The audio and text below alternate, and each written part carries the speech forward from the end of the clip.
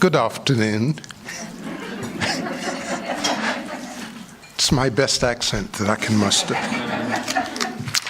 Well, my name is Bill. I'm the other part of the 45 years that you heard about earlier. And I would like to say that I have been an active parent, changing aspects of my life because of the children, to make sure I'm present. I refuse to have children who don't know who I am. So and we have a date night every Monday, the two of us. So in case you thought it was just a one-sided story. Just a little introduction. Our children counted up. I've had 16 jobs in my life. I wasn't aware of that. And the first one was picking cotton as a child. So beside that, I've been an engineer, I've been a pastor, I'm a chaplain, I'm a business owner, and I know I'm missing something else. So I have a survey. I'm writing a book. I'm concluding it on criticism. So I have a survey form. I would appreciate your filling it out and returning them to me. There's some on that table and some out in the lobby. That would be a big help to me. So a little bit about my story. I'm 8 years old, standing in the backyard of my parents' home in Barber Junction, North Carolina. I've just finished cutting the grass with our very first used gas-powered mower. I'm standing there, looking at the machine, listening to the motor, and wondering about that spark plug wire. Now, I know it has to be attached in order for the machine to run. So while it's running, I'm looking at that wire, asking myself, can I get the machine to stop by pulling it off without turning off the throttle? So I just reach down and boom! And I'm shocked. And I end up on the ground beside the mower, and it's still running.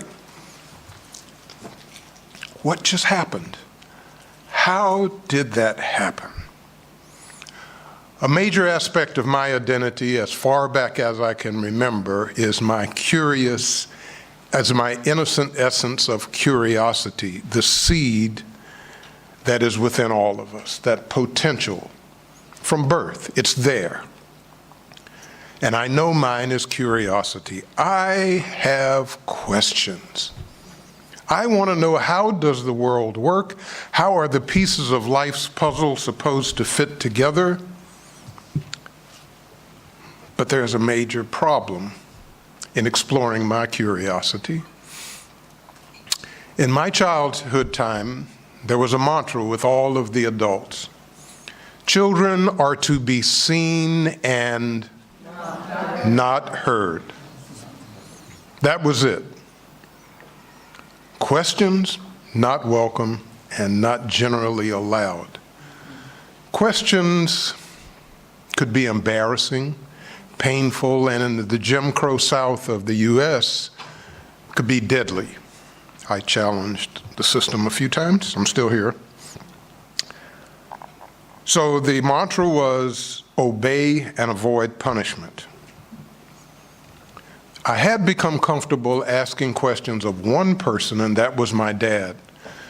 But he died 2 years ago, leaving my mom as a widow, age 29, with me and 2 younger children. When Dad didn't come home that October night of 1952, the questions just multiplied, and there's nowhere to go to ask. So to compensate for the lack of asking questions, the freedom to ask questions, I began to ruminate inside. And I would, quote, figure things out as best I could. That carried over to school. And when I didn't grasp something in school, I would just figure it out as best I could and let that suffice, because it's too dangerous, too risky to ask questions. Along the way, I figured out that my mom didn't like me. I never heard her say, "I love you." What I did hear repeatedly was, "Boy, don't you know I will kill you," with a certain look and usually followed by some kind of beating. Time out, what was that?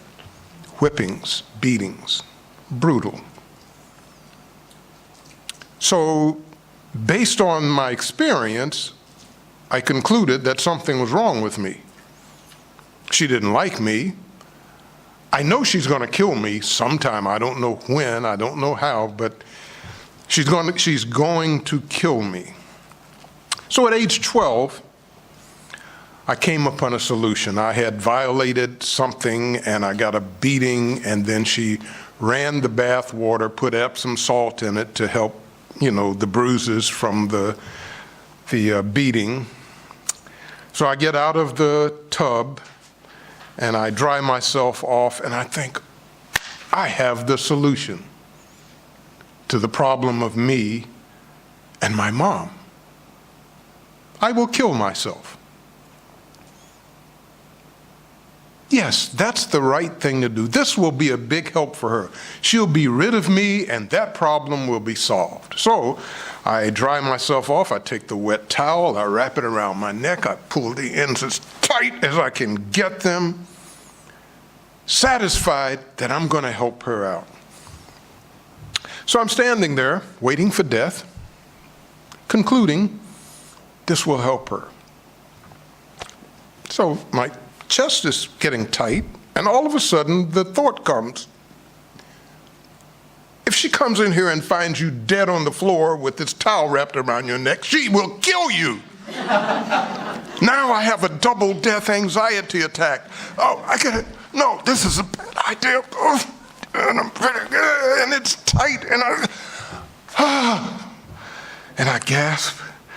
I was like, okay, that wasn't a good idea. Whew.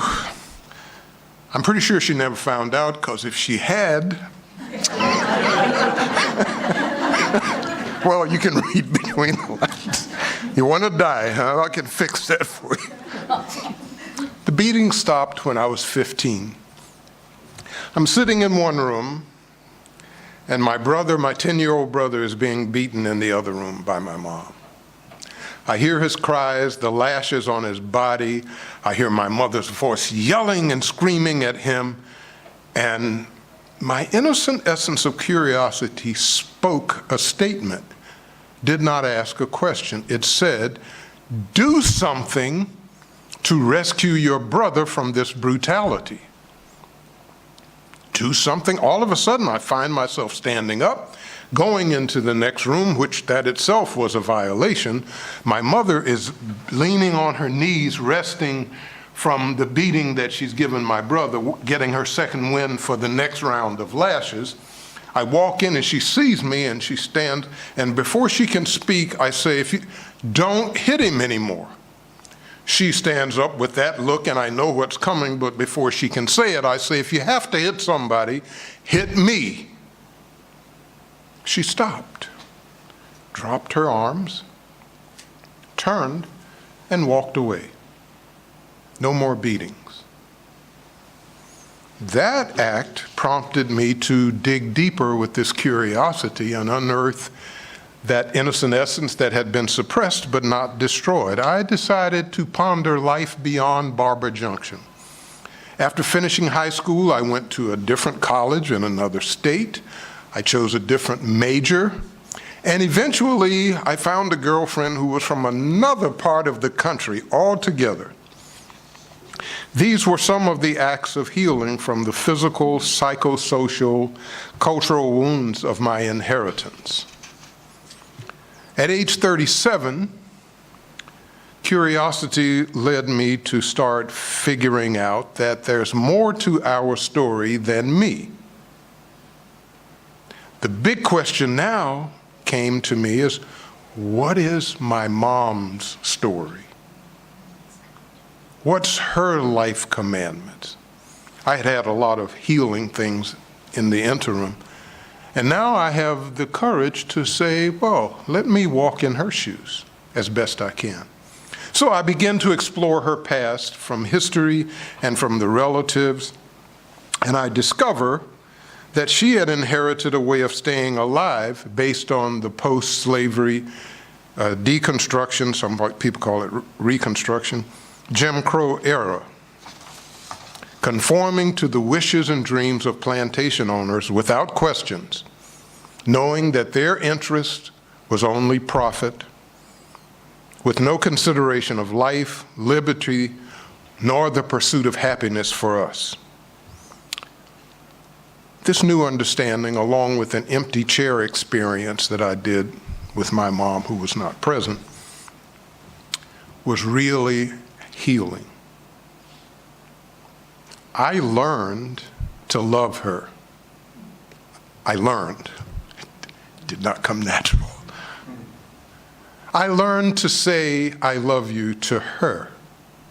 And as they say in quantum physics, when you change the way you look at things and people, the people that you look at will change. Sure enough, when I changed my outlook of my mom, she changed. And eventually she began to say, I love you to me. So this paradigm shift ushered us into a new set of operating principles of life, mutual respect, forgiveness, and an abundance of wonderful memories and stories for the remaining decades of her life. The point that I understand now, based on the innocent essence, is that to protect and honor the innocent essence, the treasure within each person,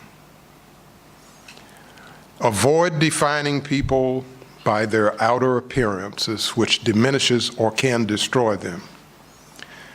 Defining them by their appearance would be like opening the seed to put the tree in it, thinking that it's going to grow, when actually you just destroyed it.